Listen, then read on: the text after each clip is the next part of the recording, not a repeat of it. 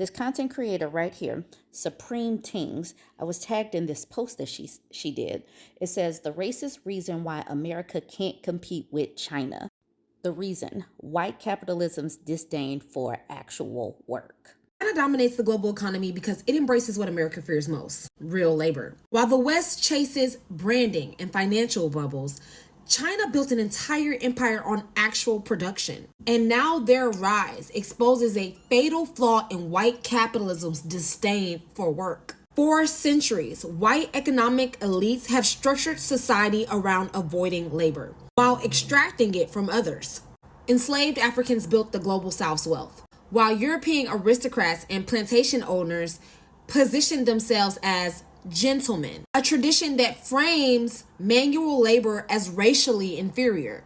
After slavery, Jim Crow and other exploitative labor laws kept Black and immigrant workers in underpaid production roles, while white capitalists rebranded themselves as managers, investors, and entrepreneurs. The Industrial Revolution amplified this divide. White industrialists like Carnegie and Rockefeller glorified themselves as self-made, while their fortunes rested on child labor, immigrant sweatshops, and violent union suppression. By the late 20th century, America began offshoring its labor to China, not just for cheap wages, but because whiteness had fully divorced itself from the stigma of manual labor. U.S. executives justified this by labeling manufactured jobs as low skill, a racially coded term, while pouring money into marketing, financing, and branding, industries that produce nothing tangible but generate massive profits through psychological manipulation.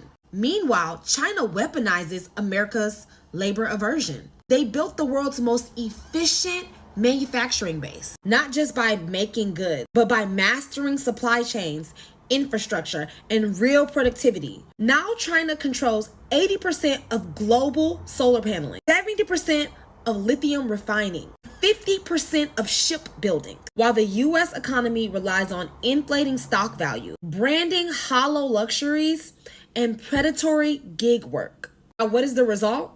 China's GDP has grown 40 times since 1990. U.S. wages stagnate as labor is devalued and jobs are replaced with hustle culture. America's infrastructure crumbles while China builds high-speed railways, smart cities, and AI-driven factories. White capitalism's contempt for labor has left America with a failing economy, one where finance bros are richer than engineers, influencers out-earn factory workers, and branding is valued over building. China's dominance proves that real power comes from production, not propaganda. The U.S. can either confront its racist labor hierarchy or reinvest in real work, or watch as the next century belongs to those who aren't afraid to get their hands dirty. Her video was amazing, but I want to talk about the United States in terms of what happened to the former slave-holding states after their enslaved people escaped. So we all know that slavery didn't really end once the Civil War was over and the Emancipation Proclamation was declared. It didn't really end. It shifted to sharecropping. Then we had Jim Crow. There has been some terrible history in the United States, but the former slave-holding states, Alabama, Arkansas, Florida, Georgia, Louisiana, Mississippi, North Carolina, South Carolina, Tennessee, Texas, and Virginia. These are former slaveholding states.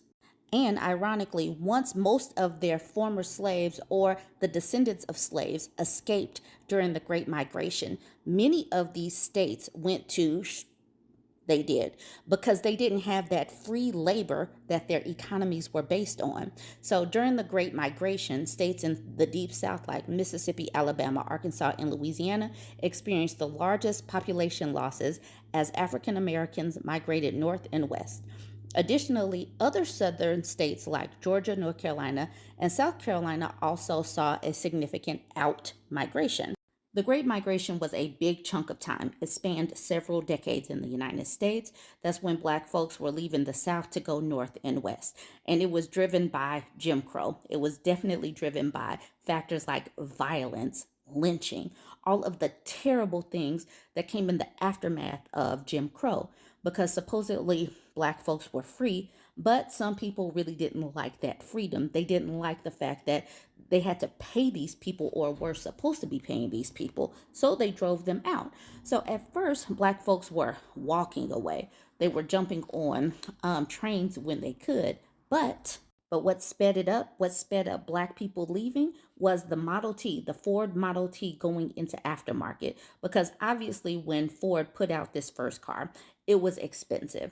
But once it hit the aftermarket, that is when, they hit the secondary market where Black folks could buy it used, where they could pool their money and buy it used. That's when they could really escape. So by the early 20s, when they could actually pool together their money and get themselves a car, that is when they started escaping the South. Because obviously, jumping on trains, where obviously segregation was rampant, or trying to walk away from the South wasn't going to be as efficient as driving away from the South. So, this is what happened. So here's that first list again, asking about the former slaveholding states. I also asked the question, what are the poorest states in the United States? And I made this list. So it happened, it's so weird that it happens that some of the poorest states in the United States are these former slaveholding states like Alabama, Arkansas, Louisiana, Mississippi, South Carolina, and Tennessee. Every last one of those states that I just named are also coincidentally currently red states. Of the 10 poorest states right now, every last one of them except one, which is New Mexico, are all red states. The poorest states are all red states. So, once again, we have the slaveholding states. And here on this side, we have the top 10 states that are heavily dependent on federal funding or welfare states. So, once again, the states that make both lists: Alabama, Louisiana, Mississippi, and South Carolina.